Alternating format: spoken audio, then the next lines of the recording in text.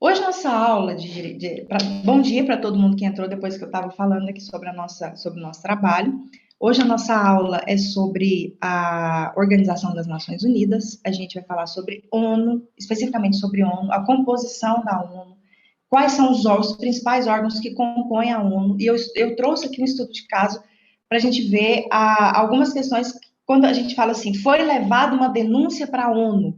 Para onde que essa denúncia foi encaminhada? Que tipo de denúncia é essa? Quem na ONU tem a atribuição para receber essas denúncias? Eu trouxe um caso aqui que aconteceu no Brasil há poucos meses, que foi encaminhado para a Organização das Nações Unidas, solicitando algumas providências. Tem também algumas situações que foram encaminhadas para a ONU em relação ao Brasil, solicitando providências. Eu não estou falando de tribunais, estou falando de alguns órgãos da Organização das Nações Unidas, e vamos compreender a estrutura da ONU, para a gente poder. A gente fala muito em ONU, a ONU isso, a ONU aquilo, e a gente vai falar um pouquinho da estrutura dos órgãos da Organização das Nações Unidas para a gente poder compreender. Na nossa retomada de conteúdo, a gente vem de um conteúdo que falamos sobre o direito à vida como direito humano, estudamos a amplitude conceitual do direito à vida. A gente vem de aulas que nós estudamos especificamente na aula passada, o meio ambiente como direito humano, como o meio ambiente ele é considerado um direito humano.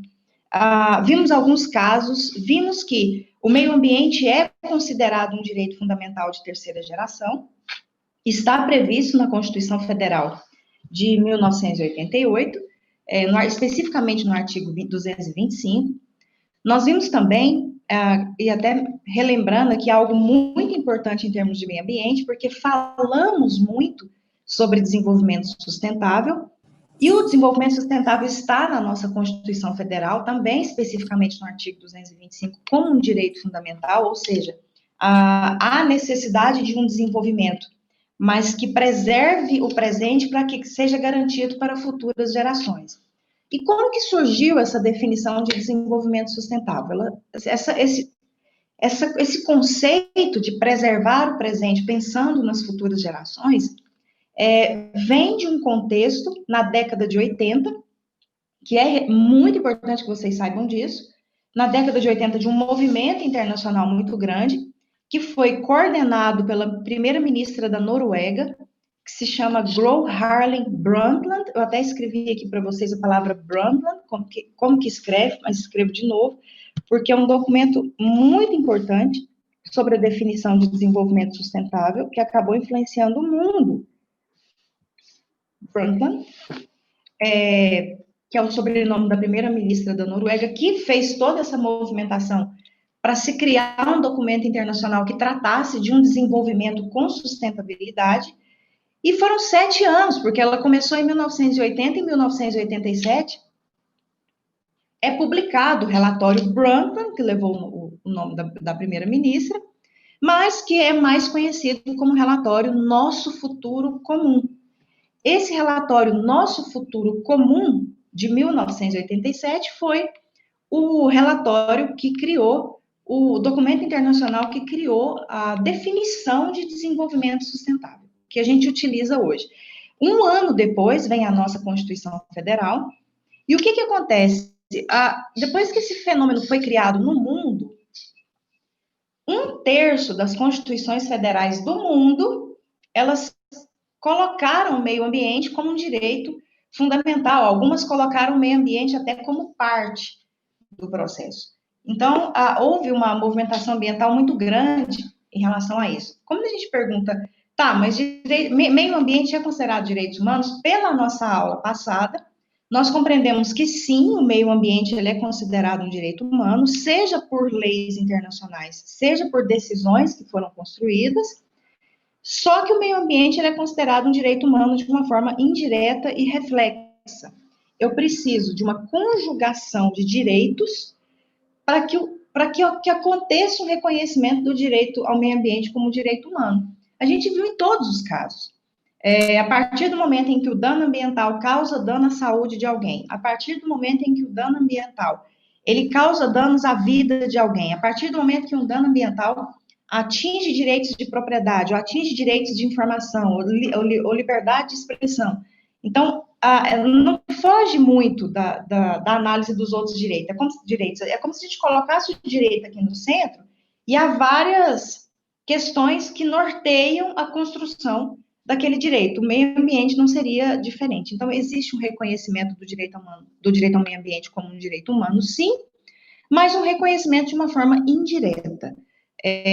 O meio ambiente só é reconhecido como direito humano a partir do momento em que danos ambientais afetam outros direitos humanos. Essa é a interpretação que a gente tem em relação ao meio ambiente como direito humano. Agora, especificamente falando da Organização das Nações Unidas. Vejam, a Organização das Nações Unidas, a ONU, vamos voltar lá porque a gente vem falando isso desde o início das nossas aulas, e a gente vai voltar um pouquinho no tempo para a gente poder compreender algumas situações. Nós tivemos uma Primeira Guerra Mundial. Logo após a Primeira Guerra Mundial, nós temos aí uma movimentação no cenário de direitos humanos, criando uma estrutura que se chama Liga das Nações. Então, alguns poucos países se organizaram, formaram a Liga das Nações, e essa Liga das Nações, lá no pós-Primeira Guerra Mundial, não é nem Segunda, essa Liga das Nações tinha o objetivo de quê? De evitar a Segunda Guerra Mundial. Bom, como eu sempre falo, a gente já percebeu que a Liga das Nações, né, não funcionou absolutamente nada, porque tivemos uma Segunda Guerra Mundial terrível, terrível, terrível, e vocês viram o que aconteceu na Segunda Guerra Mundial. Depois da Segunda Guerra Mundial, que se finaliza em 1945, no mesmo ano, o fim da Segunda Guerra Mundial, ali no final do ano, mais ou menos no mês de outubro, é publicada uma carta. E a gente já falou dessa carta. Não é a Declaração Universal dos Direitos Humanos ainda, é uma carta que foi feita, assinada por vários países, que criou várias estruturas de proteção dos direitos humanos no mundo. Essa carta, ela recebeu o nome de Carta das Nações Unidas.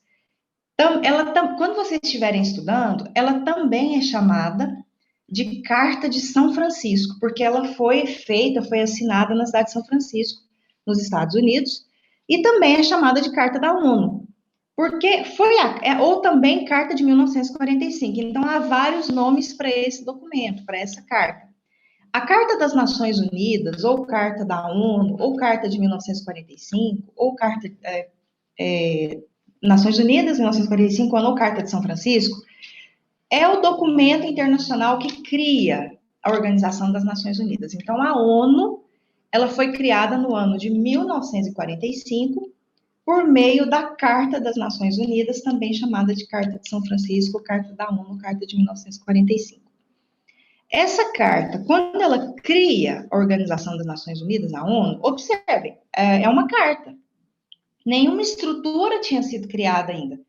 É um documento, é como se nós aqui, vamos supor que nós do quarto período B, nós estamos aqui elaborando algum documento, em termos de pesquisa, fizemos algumas pesquisas, estamos elaborando algum documento, e aí a gente está de olho aí, por exemplo, nas políticas da Organização das Nações Unidas em relação à defesa dos refugiados, dos imigrantes. Vamos supor que a gente está pesquisando sobre isso.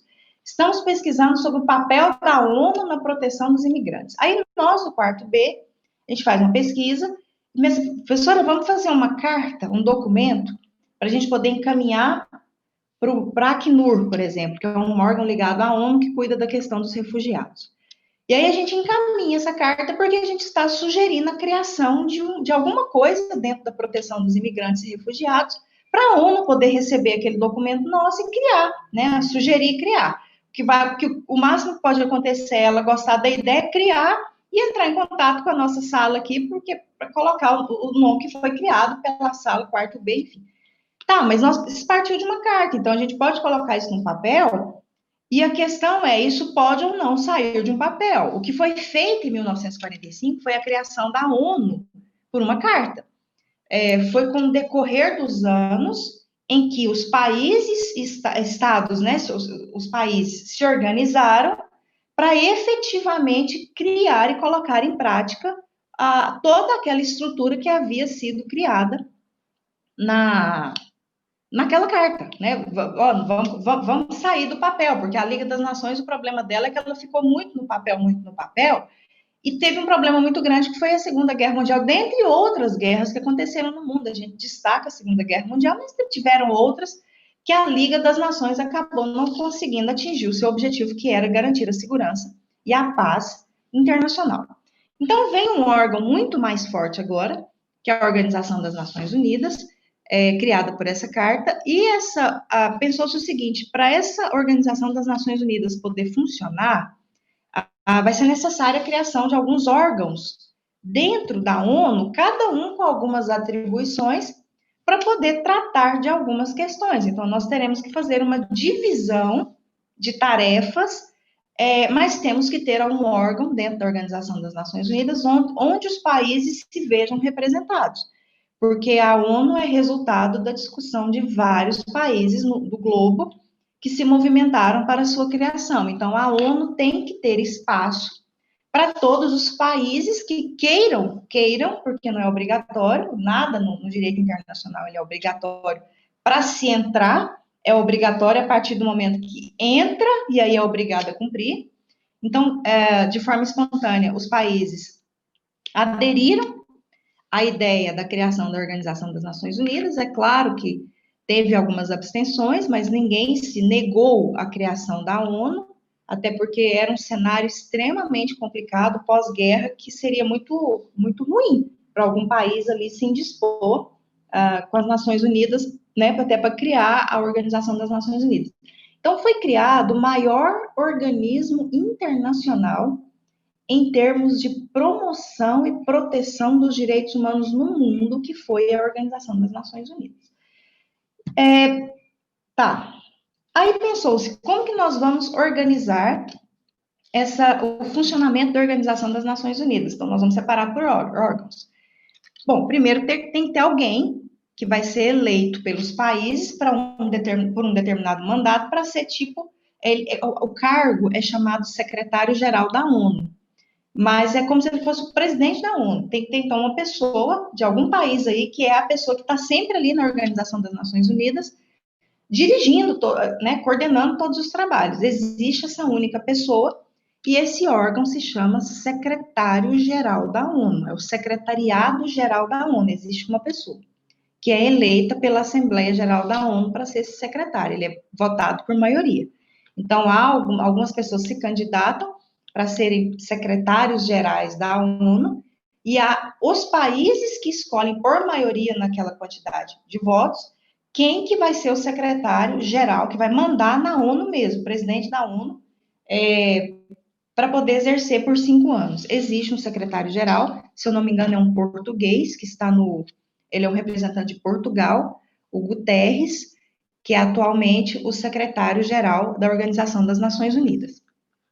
Bom, além do órgão secretário-geral da ONU, agora existem os órgãos que têm as representatividades dos estados, países, e que têm as suas atribuições específicas. E aqui eu vou citar como exemplo o maior órgão. Eu não estou dizendo que tem mais poder de decisão, porque eu sempre falo que na Organização das Nações Unidas tem duas situações. Nós temos o maior órgão da ONU, que tem o maior número de representantes, e temos o menor órgão, na verdade, tirando o secretariado, o menor órgão, que é composto por menos pessoas, que tem o maior poder de decisão. Então, as principais decisões da Organização das Nações Unidas não são tomadas pelo secretário-geral, não são tomadas pela Assembleia Geral da ONU, são tomadas pelo Conselho de Segurança, mas a gente vai chegar lá, nesse ponto de estudar a estrutura e o funcionamento dos órgãos que compõem a Organização das Nações Unidas. Então, a Organização das Nações Unidas, pessoal, até no próprio material de vocês vão ver, tem um material, tem uma apostila sobre a ONU. Deixa eu ver se eu consigo compartilhar a tela nessa nova atualização. Peraí.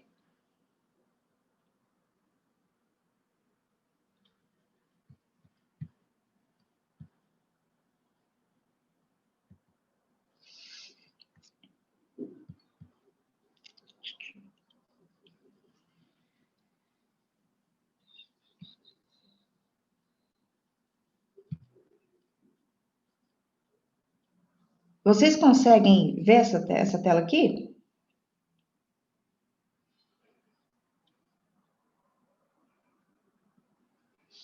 Vocês conseguem ver? Sim, professora. Nós estamos aqui com o material da Organização das Nações Unidas, da ONU. Então, como eu havia explicado para vocês, a Organização das Nações Unidas, ela é criada, né, pela Carta das Nações Unidas. Professora, Oi? não tá na tela do material, não. Tá na tela do Zoom, sua. Exatamente, Oi. sai a tela nome. O sistema, ele deu uma mudada, quis dar uma mudada hoje.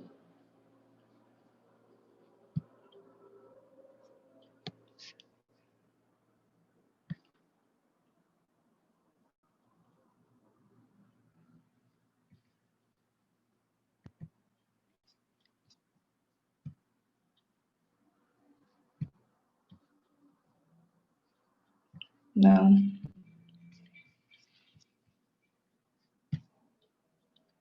Bom, não tá compartilhando? Não adianta, não tá compartilhando, infelizmente. Problema de hoje realmente para acessar até.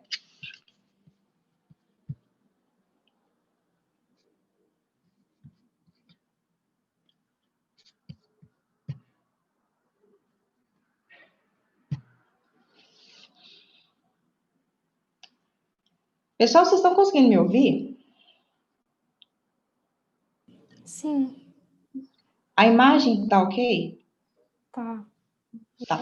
Eu vou fazer o seguinte, eu vou pedir para vocês pegarem no AVA o material de vocês e a gente vai olhando, porque realmente até para abrir hoje foi diferente, porque o Zoom hoje ele resolveu dar uma mudada. Teve que ser aberto até de outra forma. Mas vamos lá. Nada que impeça para a gente poder falar sobre os órgãos da ONU, tá?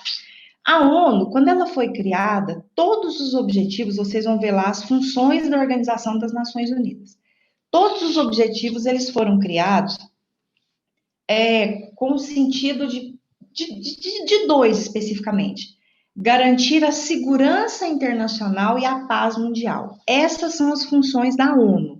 Garantir a cooperação internacional dos países, ou seja, os países precisam cooperar entre si, para que ocorra uma paz internacional e os países sintam a segurança internacional. Essa foi a função da Organização das Nações Unidas, para isso que ela foi criada. Tá. Quando ela foi criada, o primeiro órgão que foi pensado aí para o funcionamento da Organização das Nações Unidas. Primeiro pensou-se o seguinte, a Organização das Nações Unidas, onde que ela vai ter sede? Onde que ela vai ficar sediada? Porque ela tem vários órgãos. Nós vamos fazer uma distribuição. Alguns órgãos da ONU, eles ficarão nos Estados Unidos, e alguns órgãos da Organização das Nações Unidas, eles ficarão no continente europeu. No continente europeu, especificamente em Genebra, a gente consegue encontrar vários órgãos da ONU. A própria Organização Mundial de Saúde, a OMS, fica em Genebra. Um comitê de direitos humanos, que é uma comissão de direitos humanos, também fica em Genebra, não é um tribunal. Nós temos uma Corte Internacional de Justiça que é ligada à Organização das Nações Unidas, que fica na Holanda, na cidade da Haia, na Holanda. Mas a sede da ONU mesmo, onde fica a sede da ONU?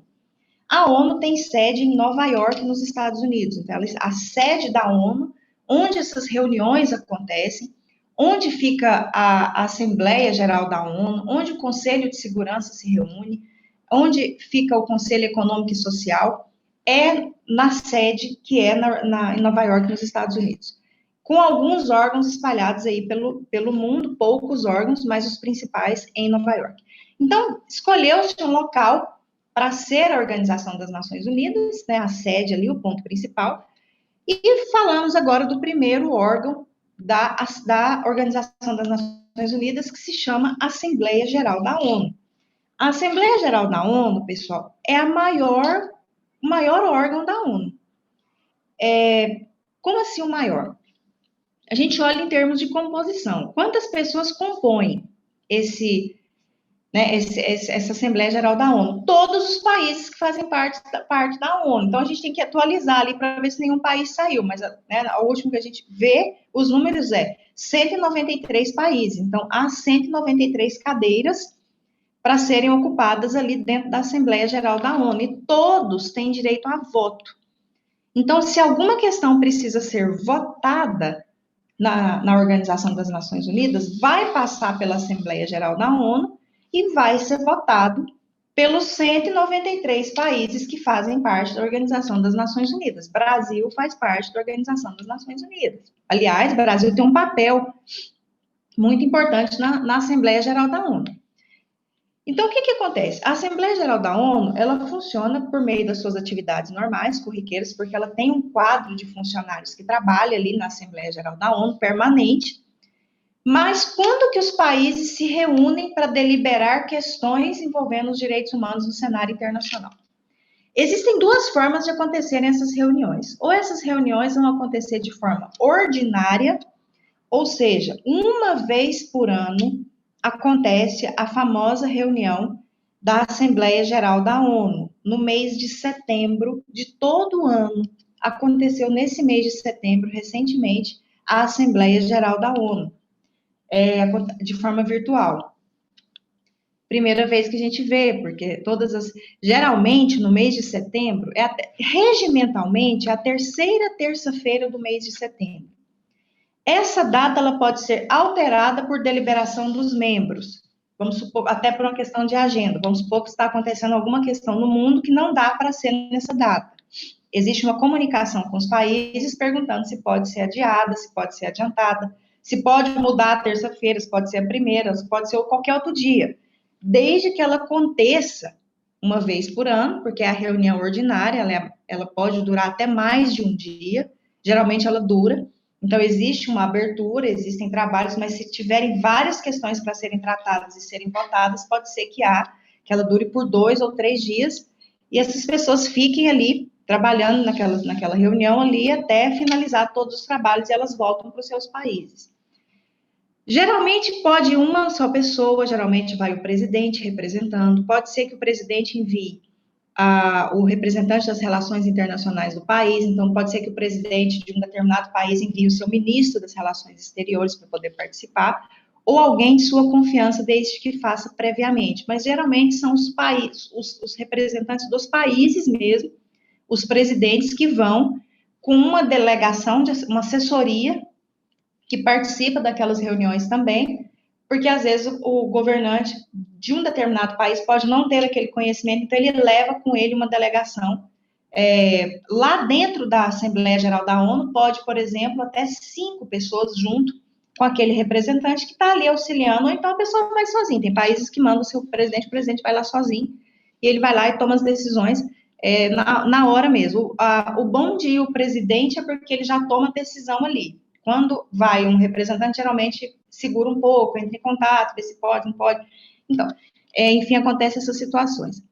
Mas, quando a gente lembra de ONU, não sei vocês, mas toda vez que a gente lembra de ONU, a gente lembra de uma grande sala meio ovalada, assim, na verdade redonda mesmo, que as pessoas ficam ali nas suas posições, aquele tanto de gente ali, fica ali uma pessoa sempre discursando e trocando os discursos, falando, e os microfones assim na frente, as pessoas votando. Aquilo é a Assembleia Geral da ONU. Uma questão muito interessante que envolve o Brasil. O Brasil é o primeiro país a discursar na Assembleia Geral da ONU sempre. Então, não sei se vocês já ouviram falar disso, ou quando assistiram, se vocês acompanharam ou acompanham as reuniões da Assembleia Geral da ONU, vocês ou já ouviram falar disso em alguma mídia, em alguma rede social, ou alguma coisa, ou nos próprios regimentos da Organização das Nações Unidas, mas o Brasil é o país que sempre, isso não muda, tá? Desde quando teve a primeira reunião da ONU, o Brasil é o primeiro a discursar, ele faz o discurso de abertura da Assembleia Geral da ONU. Para quem nunca ouviu falar dessa história, até para quem já ouviu, e não sabe os motivos, professora, por que no meio de 193 países o Brasil é o que faz o discurso de abertura, isso previsto em regimento. Por que isso não muda? Porque tudo na ONU muda. Vocês podem, tirando o P5, que é o Conselho, que é os membros permanentes do Conselho de Segurança, que não muda, são permanentes. Mas tudo muda na ONU. Tudo tem mandato. O próprio secretário-geral tem um mandato de 5 anos. Os membros não permanentes do Conselho de Segurança têm um mandato de 2. Os juízes da Corte Internacional de Justiça têm um mandato de 9. Então, geralmente, há uma ventilação, né, de trocas aí, de cadeiras representando. E por que o Brasil é o primeiro sempre, isso não muda nunca? Gente, isso é até por pesquisas mesmo, utilizando a técnica de pesquisa de análise documental histórica, que a gente faz lá no núcleo de pesquisa, eu queria muito ter conhecido vocês presencialmente, com o núcleo de pesquisa presencial, para eu apresentar para vocês as pesquisas que a gente desenvolve lá, mas eu tenho certeza que no próximo ano vocês vão procurar o núcleo para a gente poder participar de muitas pesquisas. Lá a gente faz muita pesquisa, muita mesmo.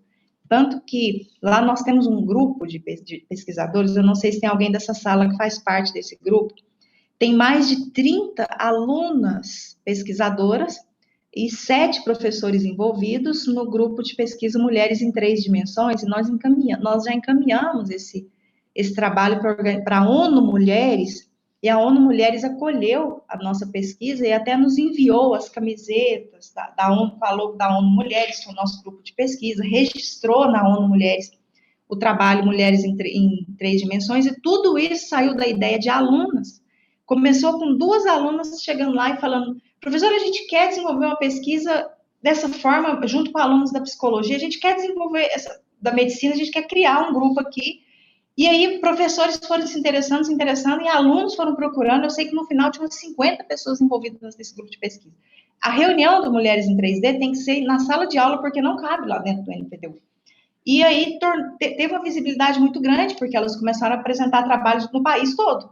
Então, assim, é uma coisa que tomou uma proporção imensa, e as alunas falam assim, às vezes eu até recebo uma mensagem: professora, eu estou aqui na Universidade X, apresentando um trabalho do grupo de pesquisa ONU Mulheres, eu me envio um link para eu poder entrar aqui e ver como é que estão as coisas acontecendo.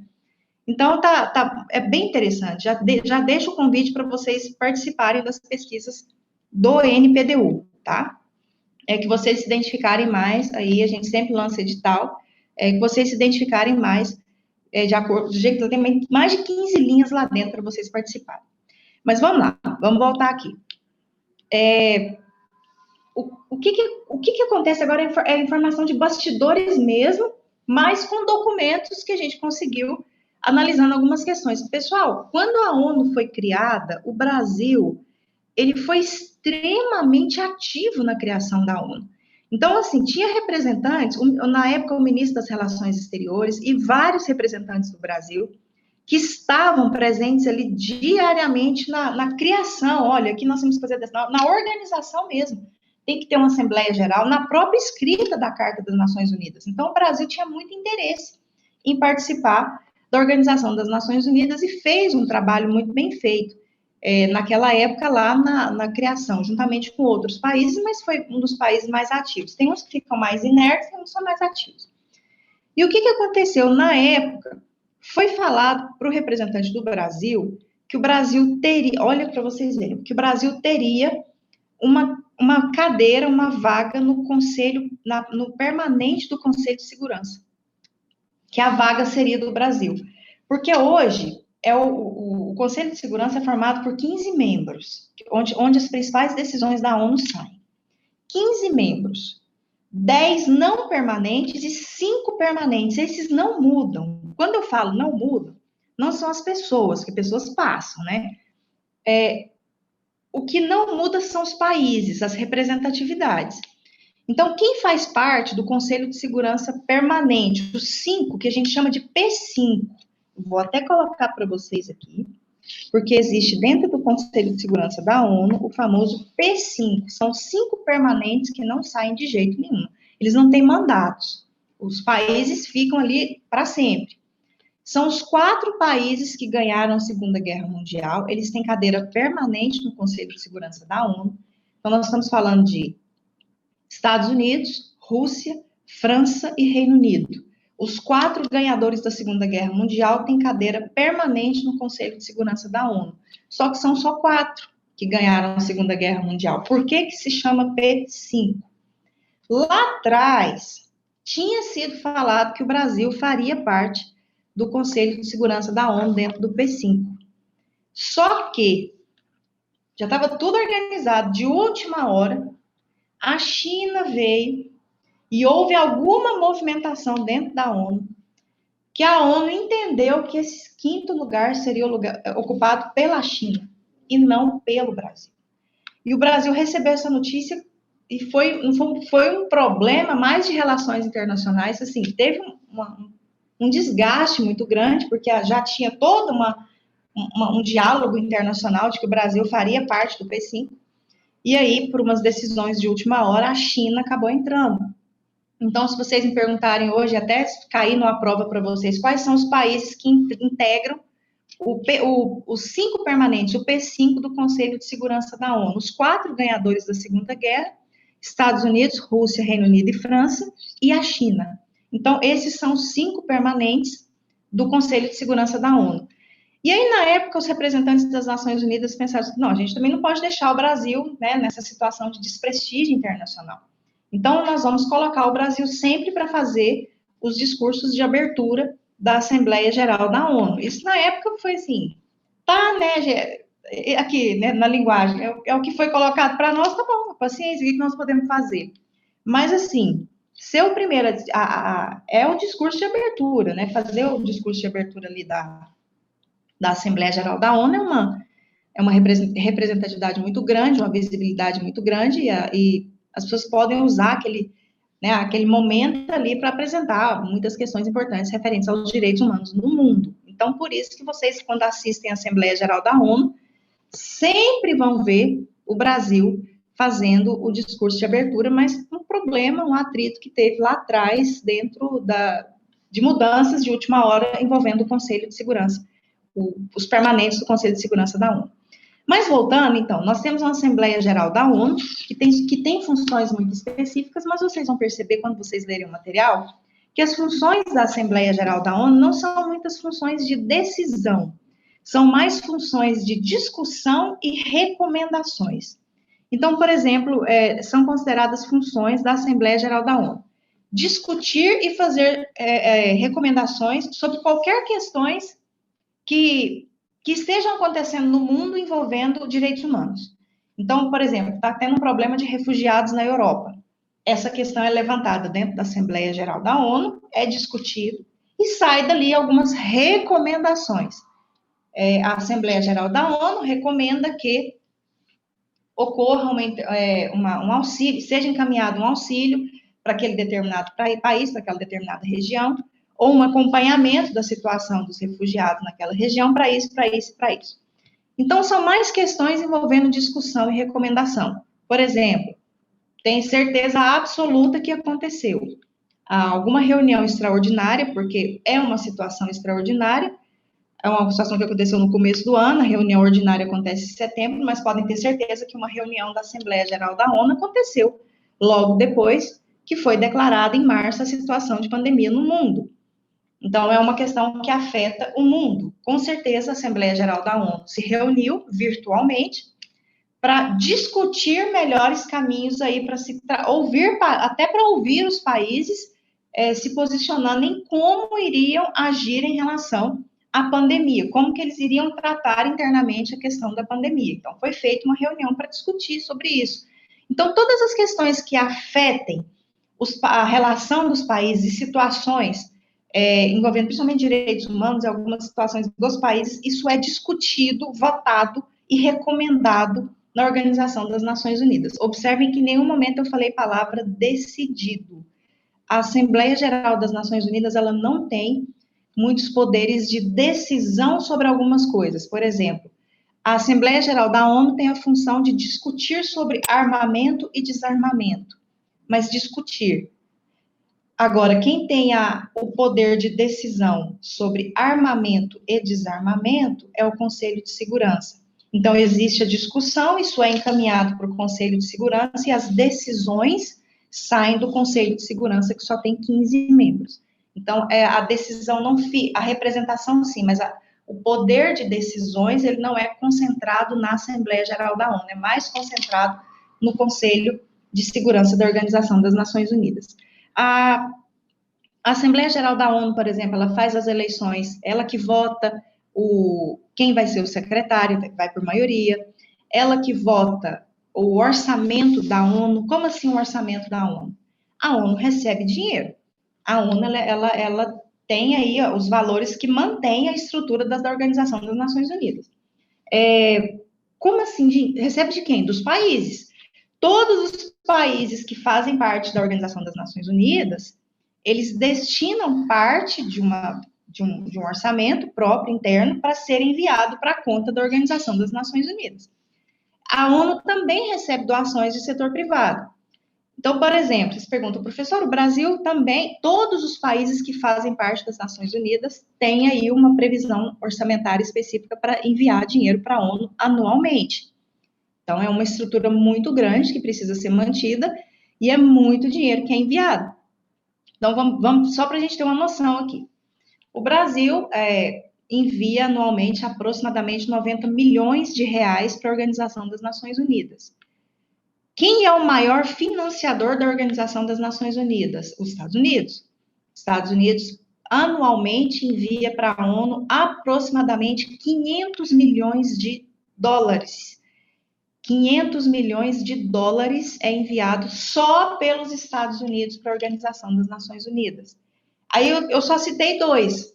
Eu citei os Estados Unidos, que é o maior financiador, citei o Brasil, porque a gente sabe que o Brasil envia aproximadamente 90 milhões de reais por ano para a Organização das Nações Unidas.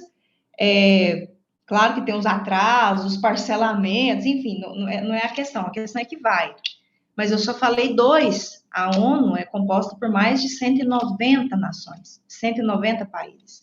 Eu não falei da França, Reino Unido, da Bélgica, da Holanda, de todos os países, que são até muito mais envolvidos, que tem muito mais condições que o Brasil de poder encaminhar, e que vai gerar em torno, um envia 100 milhões, outro 200 milhões, outro 300 milhões, e aí vocês podem imaginar o montante disso no final do ano.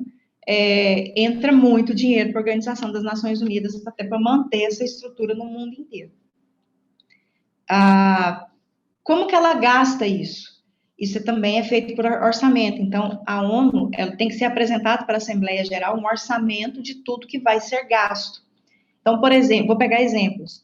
Além de toda a manutenção da estrutura da Organização das Nações Unidas, quem vota o orçamento, aprova, olha, pode ser gasto com isso, é a Assembleia Geral. Então, os países pagam, mas eles também recebem ali e votam no que está sendo usado aquele dinheiro. E tem previsão para situações excepcionais e extraordinárias. Este ano, por exemplo, estamos vivendo uma, que é uma pandemia. Vocês podem observar que nós não vamos encontrar no orçamento do ano, que foi apresentado no ano passado lá na ONU, tantos milhões a serem gastos na pandemia, porque ninguém imaginou que a pandemia ia acontecer em março desse ano. Até então, estávamos todos lá, até o início de março, ouvindo falar de um vírus que estava rodando aí o mundo, e ninguém imaginou ali, pelo menos inicialmente, a proporção que isso ia tomar no mundo. Mas onde entra a ONU nisso? Bom, a ONU tem a obrigação porque ela é previsto no seu regimento, ela tem um fundo específico para auxiliar países em situação de vulnerabilidade. Não é todos os países, não são todos os países. Especificamente países em situação de vulnerabilidade que a pandemia arrebenta com tudo, que uma situação de força maior arrebenta com tudo. Se vocês me perguntarem, mas esses países receberam, eu não sei falar. O Brasil ele não se enquadrou nessa situação de vulnerabilidade. Não sei dizer se outros países, alguns países africanos, por exemplo, receberam esse valor da ONU. A gente fica tentando acompanhar por notícias, mas não tem. Quando a gente voltar para as pesquisas lá, a gente talvez consiga, com pesquisadores de outros países, encaminhamentos de documentos para a gente poder analisar a efetividade ou não da Organização das Nações Unidas em situações de crise sanitária. Eu acho que é um tema muito interessante para se fazer pesquisa, e tudo sai em termos de pesquisa, até para a gente saber o que está acontecendo. Mas existe, então, são várias situações. Se a ONU quiser encaminhar uma equipe para o Brasil, porque no Brasil está tendo muito problema, muita tragédia com mineração, igual aconteceu em 2015. Então, ela vai organizar e vai gastar para encaminhar uma equipe para o Brasil para fazer um documento, para falar, olha, Brasil, você está errando aqui em alguma coisa. Então, ela tem que ter valores aí para fazer uma movimentação. E é a própria ONU que faz a sua prestação de contas. Então, enfim, né, o que acontece lá na ONU fica ali no ambiente da Organização das Nações Unidas, mas é apresentado para todos os representantes ali que estão presentes naquela Assembleia Geral. Então, a função da Assembleia Geral é mais uma função de votação, de eleição, de discussão de assuntos, de recomendações, mas sem muito poder de decisão. Agora a gente vai para o outro órgão da ONU. Não tem como falar para vocês, é o mais importante, é o menos importante. O que dá para falar é, a Assembleia Geral da ONU é o maior e o Conselho de Segurança é o que tem mais poder de decisão. É o menor e tem mais poder de decisão. O Conselho de Segurança da ONU é um conselho composto por 15 membros. É totalmente diferente da Assembleia Geral. São só 15, não são 193. E esses 15, 10 são não permanentes, ou seja, tem que ter uma eleição para quem vai ser, e quem vota é a Assembleia Geral. Isso é uma rotatividade de países muito grande, mas os 5 são permanentes, porque a gente já viu aqui. Então, tem o P5 e tem os 10 não permanentes, que são eleitos por um mandato de 10 anos. Então, qual que é a função do Conselho de Segurança da ONU? O Conselho de Segurança da ONU, ele tem o poder, por exemplo, de se tiver guerra, ele regulamenta a guerra. Ele entra para falar, não, a guerra vai acontecer dessa forma.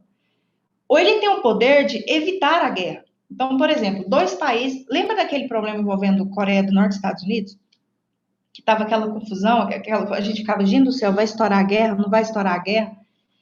O Conselho de Segurança da ONU, ele tem o poder de entrar ali, pegar os 2 representantes dos países e falar assim, vamos conversar e ver o que a gente pode fazer aqui para decidir para não ter a guerra. Ele faz de tudo para evitar a guerra, mas se teve, não teve como evitar. E os países resolveram entrar, aí o Conselho de Segurança começa a normatizar as regras da guerra.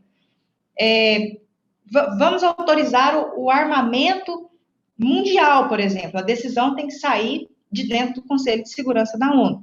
Então, observem que o Conselho de Segurança da ONU ele tem esses poderes de dizer sim, mas o principal poder que eu sempre falo é o de dizer não.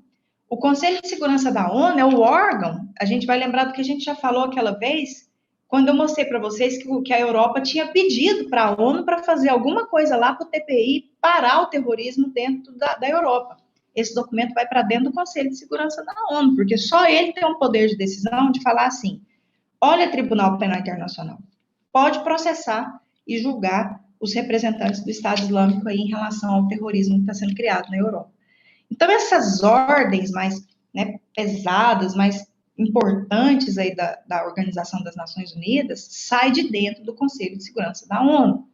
Aí vocês pensam assim, mas professora, por que então tem muitos problemas que não saem? Sabe o P5?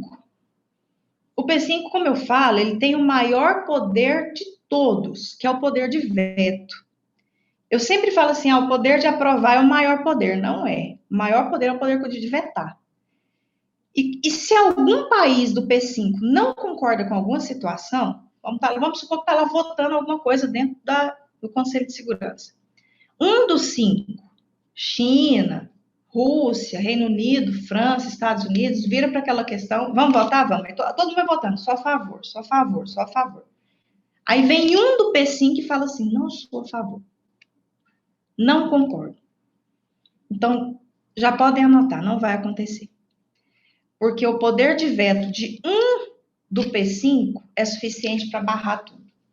Então, só para vocês entenderem a importância do P5. Pode ser que até dentro do P5 tenha divergência. Pode ser que o Reino Unido vire e fale assim, não, tem que acontecer sim. E todos vão, tem que acontecer. Aí vem Estados Unidos, por exemplo, fala, não vai acontecer. Ou então vem a China e fala, não vai acontecer. Ou vem a França e fala, não vai acontecer. Ou vem a Rússia e fala, não vai acontecer. Não vai acontecer. Se um falar que não vai acontecer, os outros podem falar que vai, que ninguém vai acontecer. Então, é uma questão, assim, muito fechada. Uma reunião do P5 para entrar nela, só o P5 mesmo, para conseguir entrar numa reunião do P5 para saber o que acontece ali, aquelas decisões que são tomadas ali dentro, tá?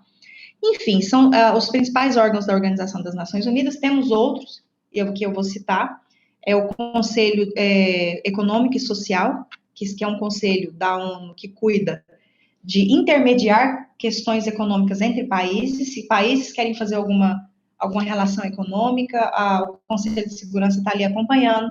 Se quer fazer algum acordo econômico, o Conselho de Segurança está ali acompanhando.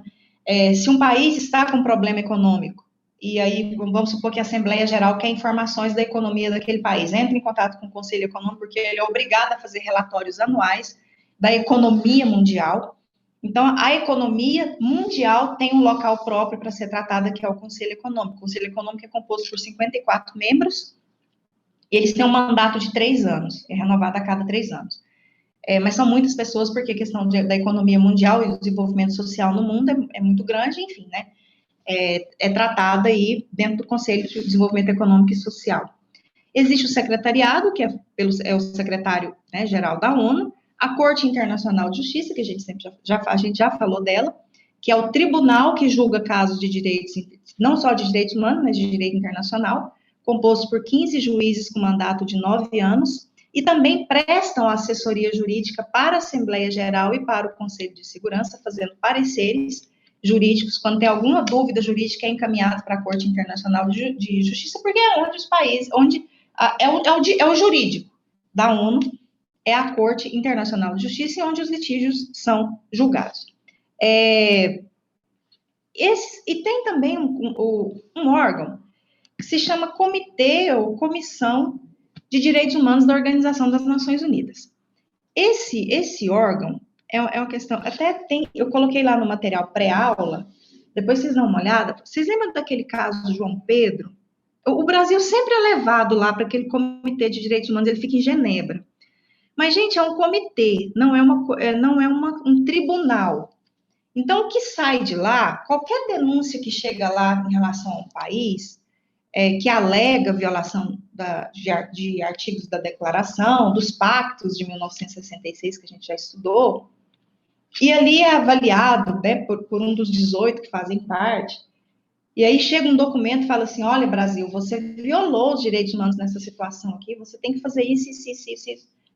Aí vem aquela questão, o Brasil esses dias chegou até no Supremo Tribunal Federal a dúvida se o governo tinha que cumprir ou não um documento que chegou desse Comitê de Direitos Humanos, essa Comissão de Direitos Humanos da ONU.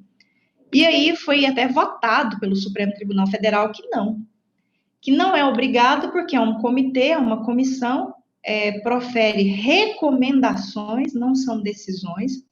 Se fosse uma decisão da Corte Internacional de Justiça, se fosse uma decisão da Corte Interamericana de Direitos Humanos, ou da Comissão Interamericana de Direitos Humanos, até a comissão também faz recomendações, mas se fosse uma decisão da Corte Interamericana, se fosse uma decisão da Corte Internacional, sim, é obrigado a cumprir. Mas como é uma recomendação, vai ficar a critério das relações internacionais do Brasil cumprir ou não. Aquilo tem força de recomendação. Então, existe um problema muito grande ainda em termos de força de documentos internacionais na promoção dos direitos humanos. E o caso do João Pedro, o caso que a gente ia compartilhar aqui, que eu não estou conseguindo, porque hoje o Zoom ele resolveu de uma forma diferente para mim, mas está disponível no AVO. Eu coloquei o caso do João Pedro, não sei se vocês vão lembrar daquele adolescente de 14 anos, que ele estava lá, de repente ele foi baleado no meio de uma operação policial que aconteceu no Rio de Janeiro, e aí, eu não sei se vocês se lembram desse caso, levaram o adolescente para um local, para um hospital, e a família nem sabia onde esse menino estava, e ficou, assim, horas tentando descobrir onde é que ele estava, e aí, no outro dia, é que o IML de São Gonçalo começou a divulgar aí que tinha, né, chegado um corpo, e alguns parentes foram lá e reconheceram o corpo do João Pedro. Houve uma operação policial próxima ali ao local que ele morava, e ele sofreu a bala perdida. Quem que lembra? Quem falou? Alguém falou alguma coisa? Não? Qualquer coisa vocês falem aí. É o caso João Pedro, depois vocês coloquem lá, vocês vão lembrar desse caso aí. Esse caso foi recentemente encaminhado para esse comitê. O Brasil foi levado lá para esse comitê, para essa comissão de Direitos Humanos da Organização das Nações Unidas ainda não chegou nenhum documento em relação ao caso João Pedro. Quando chegar, eu até comunico para vocês, mas é um caso que está lá na comissão. Vai chegar algum documento. A questão é qual que é a força normativa desse documento. A gente já sabe que o Supremo Tribunal Federal já pronunciou que a força normativa é de recomendação. Então, vai caber ao Brasil analisar as melhores formas. Agora, mas, professores, pode ser levado para a Comissão Interamericana? Pode. Aliás, já foi. Vocês já se anteciparam aí, a comissão alegou que não esgotou as vias internas ainda, mas já levaram o caso lá. Uma hora esse negócio vai virar ação. Se for encaminhado para a corte, vai virar uma sentença. Sentenças são obrigatórias aqui dentro do Brasil, já é outra situação.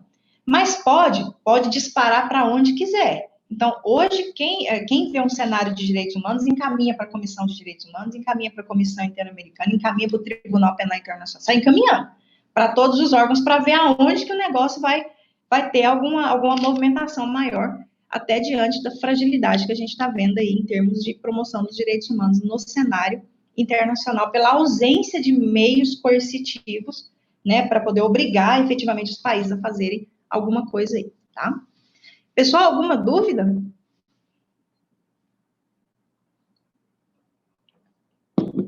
Deu para entender? Povo? Eu tô dando risada aqui porque eu tô tentando destravar o fone e ele tá aqui travado. Sim, professora, tá de boa. Já acontece muitas vezes, a gente está falando, Adriana, e a gente está aqui falando, não está percebendo, de repente alguém tem que avisar, seu microfone tá travado. Mas é isso, gente. Tá ok, ninguém tem dúvida de nada. A explicação foi clara. Ok? Esse material está no AVA já. Esse caso também do João Pedro está lá. E é isso. Em relação ao trabalho, tem alguma dúvida? Também Professora, eu cheguei um pouquinho atrasada na aula, que eu achei que era 8h30. Só faz para mim, esse aqui é uma apresentação? Que dia que é, por favor? Vocês vão escolher ou individualmente, ou duplas, ou trios. Vocês vão escolher países, qualquer país que vocês quiserem, e vocês vão falar sobre os direitos humanos naquele país. O que ele tem de direitos humanos. E eu peço para vocês fecharem com algum caso que é muito difícil achar um país que não foi processado em algum órgão de direitos humanos. Achar algum caso, contar o caso para nós, falar como que foi, se foi levado, qual foi a decisão. Professor, esse país não tem, porque ele não faz parte de sistema nenhum. Então, pega notícias envolvendo violação de direitos humanos que acontecem nesses países, a gente fecha com isso.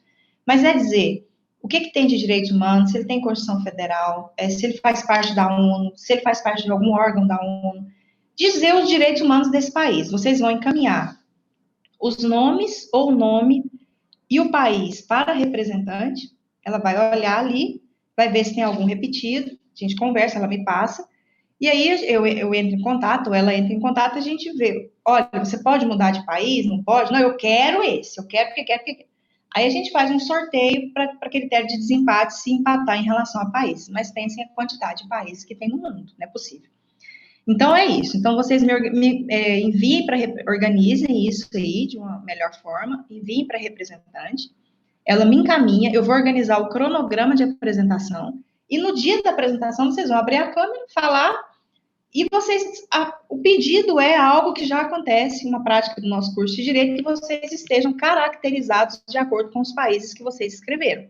Presencialmente é um movimento muito legal lá, porque vocês ficam rodando lá na faculdade, vestidos de uma forma diferenciada, mas dá para vocês caracterizarem, pelo menos daqui para cima, para aparecerem aqui, independente da forma. Tem países que vai ser a roupa, tem países que vai ser alguma característica, alguma coisa no olho, alguma coisa na cabeça. Enfim, vocês que vão apresentar aí a criatividade de vocês para se caracterizarem em relação aos países, tá? E não precisa de trabalho escrito. É só apresentação. Entendi, professora, obrigada. Aí eu já retorno para vocês. Quando eu receber, eu já organizo o cronograma de apresentações, eu devolvo para vocês o arquivo com os nomes, países e os dias. Tá bom? Beleza, professora. Beleza, gente, muito obrigada pela presença na aula, o material já está lá no Ava, o Ava está atualizado também, tá?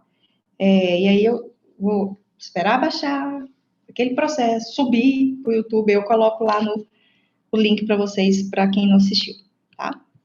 Muito obrigada, boa semana para vocês e até a próxima aula. Aí eu fico aguardando o envio, no máximo até amanhã, desses grupos, tá bom? Organize o mais rápido possível. Obrigada, professora. Bom dia. Obrigada, bom dia, bom final de semana para vocês. Tchau, professora. Obrigada pela aula. Obrigada.